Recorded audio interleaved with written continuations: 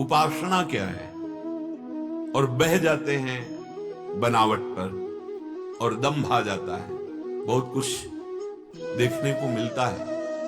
उपासक बिल्कुल सावधान। बाहर से बनावट से प्रभु, अच्छा इस चमड़े से श्री कृष्ण प्यार करेंगे? अरे श्री कृष्ण के प्यार करने की भावना में इसका त्याग हो जाता है भाई। ब्रह्मादिक के भोग सब विषम लागता है। नहीं, प्रभु का प्रसादी वस्त्र धारण किए हुए, प्रभु की प्रसादी से जीने वाले इन शरीरों के राग पर भी रहते। शरीर रागी कभी भाव को प्राप्त नहीं होता। शरीर राग त्यागी ही भगवत भाव को प्राप्त होता है। बहुत सावधानी की जरूरत है सहचरी भाव को समझना। ये बहुत दिव्य परमहंस स्थिति है। जैसे गोपी भाव एक स्थिति का नाम है। जैसे लौकिक पद है, प्रधानमंत्री एक पद है, उस पद पे कोई भी विराजमान हो सकता है। ऐसे ही परमेष्ठी एक पद है, ऐसे ही एक सखा पद है। गोपी एक स्थिति पद है, सहचरी पद है। सो सहचरी पद पावे पद है, उसमें कोई भी विराजमान हो सकता है। कोई का तात्पर्य स्त्री पुरुष नहीं, आत्मस्वरूप जो हमारी आत्मा है वो सहचरी स्वरूप में। स्थूल सूक्ष्म कारण तीनों से परे है ये भाव दे। हम बाहरी, अरे मुख में रज लगाओ, तिलक लगाओ, जैसे साधारण वस्त्र पहनो और नाम जप करो, खूब प्रियालाल को रिझाओ, भाव देह की प्राप्ति हो जाएगी। ये बाहरी बहुत अंदर से लगता है। धोखे में मत रहो। ये चार लोग प्रणाम करने लगते, चार लोग वाहवाही करने लगते हैं, हाँ ये ऐसा नहीं, नाटक मत करो। अंतर का विषय श्री कृष्ण आत्म तत्व से प्रेम करते, क्योंकि वो आत्मस्वरूप है। जब तक आप आत्मस्वरूप में स्थित नहीं होगे श्री कृष्ण को नहीं जान पाओगे। ये बाहरी चमड़े से साधक प्यार नहीं करता, फिर श्री कृष्ण कैसे प्यार करेंगे?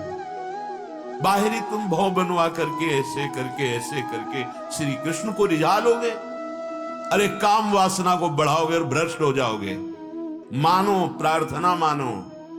तन को सजाने वाला मन को श्री कृष्ण में नहीं लगा सकता, और मन श्री कृष्ण में जिसका समाहित होने लगता है, समर्पित होने लगता है, वो तन से उदासीन हो जाता है। आप देखो बड़े बड़े महाभागवतों के चरित्र पढ़ करके देखो कैसा जीवन, चाहे वो स्त्री शरीर में हो चाहे वो पुरुष शरीर में हो, कितनी ऊंची स्थिति है।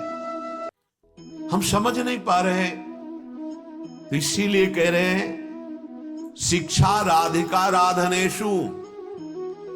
जो श्री राधा किशोरी जी के चरणों की आराधना में तत्पर हैं, उन्हीं महापुरुषों से शिक्षा ग्रहण करें। पहले लिखा सेयम दीक्षा उच्च भावैर्व्रतेषु, उत्तम भाव का व्रत धारण करे, सर्वोत्तम भाव सहचरी भाव।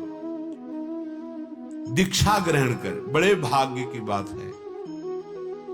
यहां किसी को बुलाया नहीं जाता, श्री जी आकर्षित करते। आप आए, आप श्रवण किए, आप श्री जी की शरणागति स्वीकार किए, बहुत जन्मों के सुकृत, बहुत जन्मों का पुण्य फलीभूत हो गया, लाडली जी की कृपा हो गई। अब व्रतेषु, व्रत ही केवल नहीं लिखा, व्रतेषु माने बहुत से व्रत। क्या बहुत से व्रत? व्रतों की दीक्षा क्या है?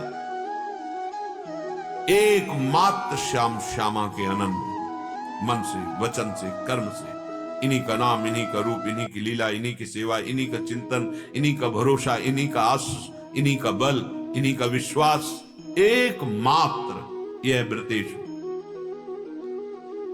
उच्च भावैर्व्रतेषु, उच्च भावैर्व्रतेषु। सेयम शिक्षा राधिकाराधनेषु। केवल शिक्षा ग्रहण करनी है श्री किशोरी किशोर की आराधना में जिनका चित्त डूबा हुआ है, ऐसे महापुरुषों से। बाहरी बाहरी नहीं। बहुत सावधानी की बात करें, बड़ी चूक हो जाती है जब हम बाहर, अरे बाहर क्या, यहां से ब्रह्मलोक तक कहीं भी आसक्ति नहीं होनी चाहिए। इस शरीर की क्या बात है। अब उपासना के मूल भाव को समझते नहीं बहुत। अब उनको शब्दों में हम कैसे व्यक्त करें। नाटक नौटंकी नहीं, उपहास मत करो आप श्री कृष्ण का, उपहास मत करो भक्ति का, दम्भ नाटक मत करो। यहां चूड़ियां पहने से, ये तुम्हारी भौं बनाने से, तुम्हारे बाहरी श्रृंगार से वो सच्चिदानंद रीझ जाएगा। अरे जहां रीझा है तो देख लो, रीझा है रज लगाने वालों से, और चिल्ला चिल्ला कर श्री कृष्ण के प्रति जो एकांत में रो रहे हैं। ऐसे नौटंकी नहीं भाई। उपासना नाटक मत करो, दम्भ मत फैलाओ, भक्ति को पाखंड मत बनाओ। ये एकांतिक विषय है। बाहर से तन को ढक लिया केवल, और अंदर से सच्चिदानंद स्वरूप में स्थित, ये मार्ग है बाहरी। कैसे? इसलिए मौन हो जाते हैं ऐसे लोगों के सामने। क्या बोलेंगे तो उसको अपमान लगेगा, क्योंकि वो देह भाव में स्थित है। अरे इसी का नाश करना है, देह भाव का नाश करना है। हमें इस रूप में जो फंस गए हैं, इसे हटना, तब स्वरूप में पहुंचेंगे, और स्वरूप से श्री कृष्ण की प्राप्ति होती है। वो स्वरूप होता है सखा भाव, वो स्वरूप होता है गोपी। गोपी कोई स्त्री है, सहचरी कोई स्त्री है, सखा कोई पुरुष है। समझना हो, खिलवाड़ समझ लिया गया भक्ति को, खिलवाड़।